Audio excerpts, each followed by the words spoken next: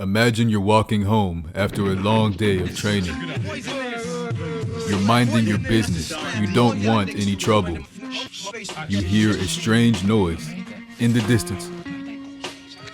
All of a sudden, a bitch in a mask pops out the bushes. She Setsunagake. Oh hell no, bro. I'm out. I'm dipping. Call me scary if you want, but I'm not staying for that shit. Bro, I don't even know what that means. And apparently the internet doesn't either. But I do know what it does. For all we know, it could mean anything. What's good, nigga? What's really good? In this video, we're going over all ways to enter set, how to stay in set, how to not die, and mix-ups from this then. And I'll give you some secret sauce in between here and there, just whenever. Setsunagake is her command dash, and it can be mixed up in a lot more ways than I think people realize. You can enter set manually with F3, but you could also string into it from other moves, such as while rising 2-4, for example. Choose wisely when you want to enter set, because you are not safe during the approach.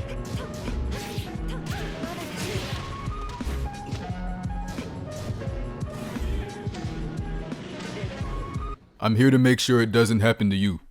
So one interesting way to throw up your set would be 2-2-2 forward. You're +7 on hit, -9 on block, and you get to go into whatever extension you like after. Now I would mix it up a bit, start throwing in attacks like sometimes do 4, sometimes do 3, sometimes do another move, another high string, just mix it in with your other attacks.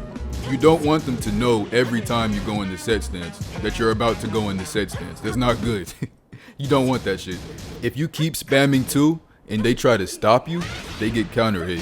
So be sure to finish the string sometimes to let them know that you will do it to them. Give them all the sauce. Ugh. Now let's talk about forward 4 forward, +7 on hit, -8 on block. And here's some free sauce. You can press 1+2 after for one of these cheap ass grabs. Nobody's doing this right now.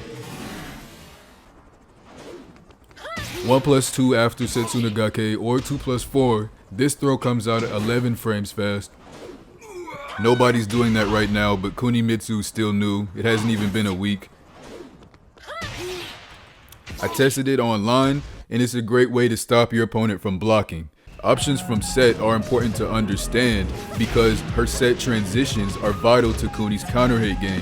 To stay safe and neutral, you need to know when and when not to go into the stance, or you will get counter hit like this.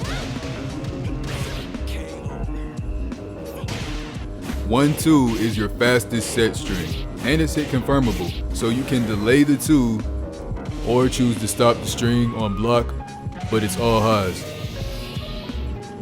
Don't forget, you cannot be jabbed out of 1-2-2, meaning you can punish stance counterers effectively by just finishing the full string.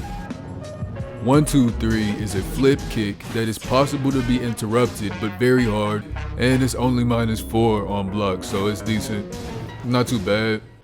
No, it's not trash, but it's alright. It's alright. 1-2-4 is easier to be jabbed out of. When she teleports and comes down with the kick, that's way slower than 1-2-3. But what it does do is secure the Oki bag on knockdown like this.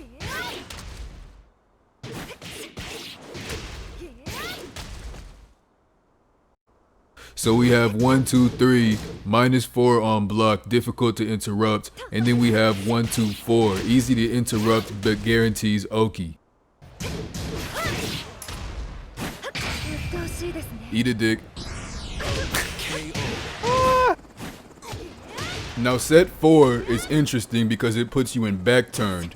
And I'm dropping a video just like this for back turned, her katan stance, and everything else Kunis. So if you're looking for that, come check my channel for some traps and setups. Come fuck with me if you're based.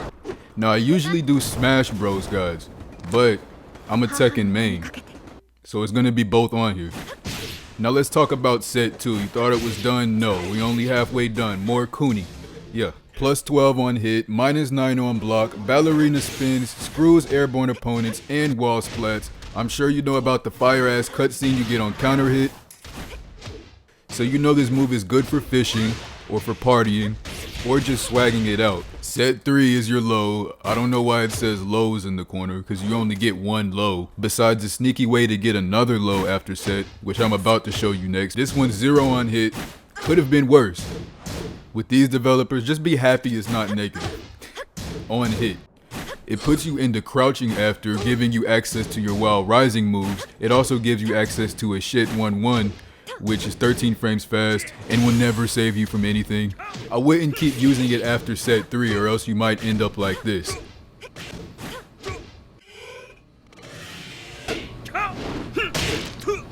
KO.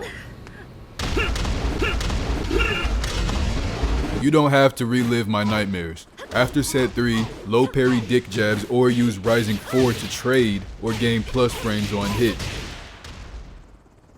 You don't put up with this, these anti-Kuni guide watchers. Now here's a unique way you can mix up your set stance hit timing. Set up forward 3+4 into extendo clips. The 4 has some mid evasion properties. You can of course hold down and do nothing and then do something. This is the part where you have to play like a real ninja to pop off. A real shinobi has a bunch of tricks that will violate you if you get deceived. So mix it up, sometimes do the while rising launcher with 3, sometimes release them from house arrest with the ankle slash. Just don't be predictable because you're already flipping around in their face. Like really you can only do stuff like this when you've locked them down after going into this.